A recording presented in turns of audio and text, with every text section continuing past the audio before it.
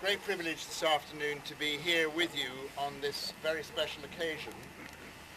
I am the Bishop of Bath and Wells in England, and it was in the small city of Wells where Harry Patch died a few days ago. It's been my privilege to know Harry for a part of the time that I've been living in that city. At the moment, his portrait adorns one of the grand rooms in the palace at Wells, alongside some of the bishops of the church going back through the centuries. We often smile at that, as Harry did, because Harry was a very ordinary chap. And for many, many years, Harry did not speak at all about his experience of the Great War. We've been here this week, a group of us from Somerset and elsewhere, on our own pilgrimage. And so it's a very special privilege to be here today when you as a community are remembering someone so special to us and our community. And we thank you for this memorial today. Harry was one of those people, I suspect, like many who fought in the Great War, who when they got home found ways of dealing with all that had been here, with its horror and violence and death and destruction, and tried to get on with life and make sense of it. I suppose if any one of us had been unfortunate enough to have been caught up in this bloody conflict, we too would have tried to find ways of forgetting and getting on with life. Harry, of course, remains for us not a particularly important human being, although all of us as human beings are important. Harry remains for us a kind of symbol, a connection with an event in history which shocks and continues to disturb us nearly a century after the events that took place here happened. When I talked to Harry, making a part of a documentary film in which the English poet laureate Andrew Motion had written a special poem for him, I asked him what it was like to fight in that war. He said it's almost impossible to answer that question. But he said the group of men that I worked with had come to the conclusion that there had been enough death.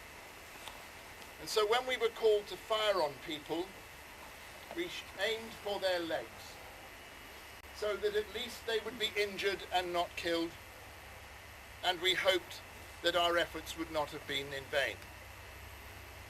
It was a small, simple gesture. I suspect if he had talked about it then, he would have been in trouble with those who were his superiors, because war is what it is. But what he spoke to us about, and what his generation reminded us of, is that nothing is really accomplished by war. What we need to learn to be is people of peace, people of justice, people who seek to make the world a better place. And that happens when we place the other before ourselves. There is a little phrase that goes something like this: think peace, pray peace, speak peace, act peace.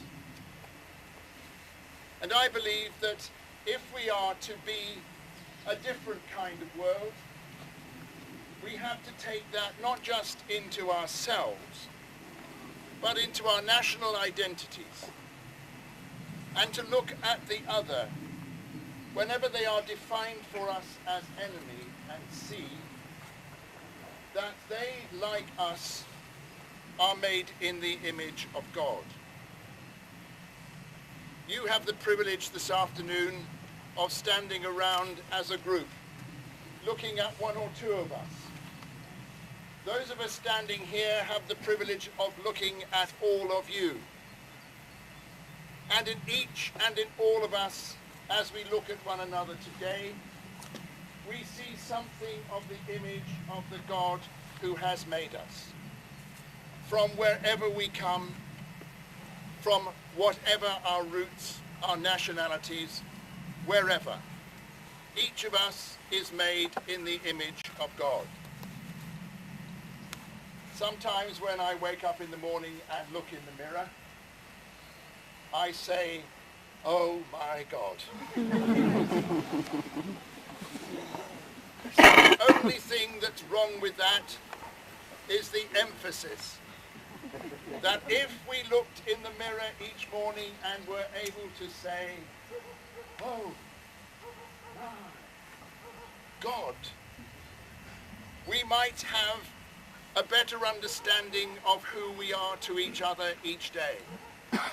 For perhaps when we look at one another, we will be the nearest that we will see in any given day to what God is like. And when I look at you and you look at me, and we look at the world in which we are set, how can it be that we regard human life so cheaply, that we can take up weapons to destroy, to kill, and to maim? Jesus Christ comes to us as the Prince of Peace. It's not just some fanciful title that religious people have thought up. It is deep in the heart of God that we should be people who know peace. And therefore, for us to know peace, we have to think peace, to pray peace, to speak peace, to act peace. In the last years of his life, Harry Patch and others drew us constantly to that vision. And if tonight is not just to be one more commemoration of one more old soldier, then it has to be because each and all of us here take whatever responsibility we can and we have to make the world the peaceful place that God intended when he sent the Christ child into our midst. One final thought. Today we have spent a considerable part of our time in the museum at Ypres. And I suppose, like most who come into that museum, we were taken with the story of the Christmas truce, when men came out of the trenches, sang carols, and acknowledged the Prince of Peace. And even that great statesman, Winston Churchill, who was not, as it were, the greatest of peacemakers, nevertheless observed that if at that point the armies had said, we will not do this anymore, what would have been the outcome? Somewhere in all of what we are doing today lies our corporate responsibility. Thank you for letting us share with you today in this very special occasion. Thank you for honouring Harry Patch. May he be for us some kind of connection between all that has been in the hope of all that might be. Amen.